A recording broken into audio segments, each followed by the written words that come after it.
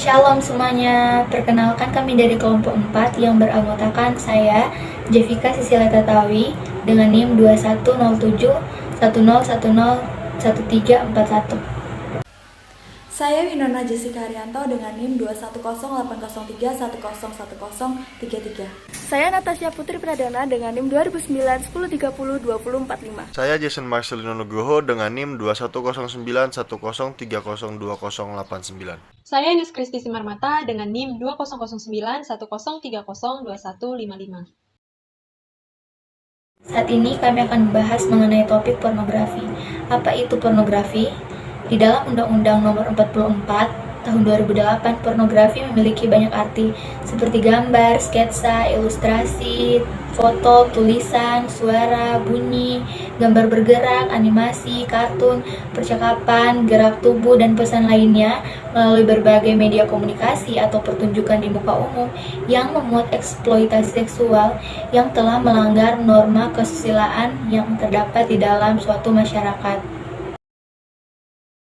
Topik ini perlu dibahas karena bukan hanya melanggar norma kesusilaan.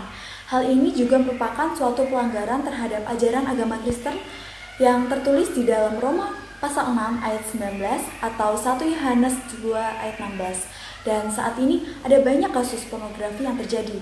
Salah satu penyebabnya adalah banyaknya konten-konten pornografi yang mudah diakses melalui internet. Di sini saya akan bahas salah satu contoh kasus pornografi yang melibatkan seorang komedian berinisial M dengan seorang wanita bernama Dea. Pada sebuah pemeriksaan, Dea mengaku komedian M membeli langsung darinya atas konten syur tanpa busana tersebut. Ini menimbulkan spekulasi bahwa keduanya saling kenal. Namun, pihak kepolisian masih belum mengetahui identitas komedian M lebih lanjut. Polisi menyebut komedian berinisial M membeli 76 foto dan video. Folder yang disimpan dalam Google Drive ini juga disampaikan langsung oleh Dea pada pemeriksaan beberapa bulan lalu. Dea OnlyFans ditetapkan sebagai tersangka dugaan pornografi di situs OnlyFans.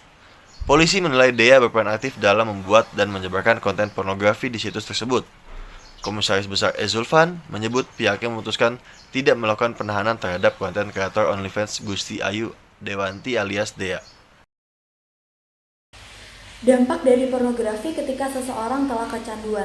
Contohnya seperti yang pertama, pornografi menyebabkan kecanduan yang terdapat di dalam 1 Korintus pasal 6 ayat 12, 2 Petrus 2 ayat 19. Yang kedua, merusak yang terdapat di dalam Amsal 6 ayat 25 sampai 28, Yeskiel 20 ayat 30 dan Efesus 4 ayat 19. Dan yang ketiga, mengakibatkan kejahatan yang terdapat di dalam Roma pasal 16 ayat 19.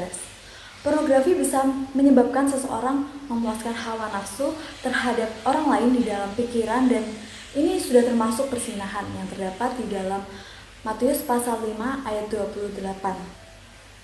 Sehingga bisa dikatakan Kristen memandang pornografi sebagai bentuk dosa yang dilakukan di dalam pikiran dan juga keinginan seseorang. Pornografi merupakan salah satu bagian dari keinginan daging, dan ketika seseorang senang atau bahkan kecanduan terhadap pornografi, pada saat itulah orang-orang tersebut menjauh dari buah-buah roh. Dan hal itu merupakan bukti bahwa orang tersebut belum diselamatkan, terdapat dalam 1 Korintus 6 ayat 9. Melihat hal-hal yang berkaitan dengan pornografi dengan tujuan untuk memenuhi keinginan hasrat merupakan tindakan yang tercela di hadapan Tuhan. Kita sebagai orang Kristen seharusnya bisa mengendalikan diri kita terhadap keinginan daging, salah satunya dalam mencegah keinginan untuk melihat konten-konten pornografi. Menurut Alkitab, pornografi bisa memicu terjadinya perzinahan. Dalam Filipi 4 ayat 7 dikatakan, damai sejahtera Allah yang melampaui segala akal akan memelihara hati dan pikiranmu dalam Kristus Yesus. Dalam ayat ini, Paulus ingin memberitahukan betapa pentingnya bagi kita untuk menjaga hati dan pikiran kita dalam Yesus, dan mengingat bahwa hanya jiwa yang diselamatkan, pikiran dan daging tidak termasuk dalam keselamatan. Ada begitu banyak firman Tuhan yang melarang perzinahan dan percabulan, yang dengan jelas mengatakan, jangan berzinah, contohnya seperti di hukum Taurat. Jadi bagi kita semua umat Kristiani ada baiknya untuk kita menjauhi hal-hal seputar pornografi. Karena sudah jelas dikatakan dari ayat ini, pornografi merupakan suatu hal yang dilarang dalam ajaran agama kita.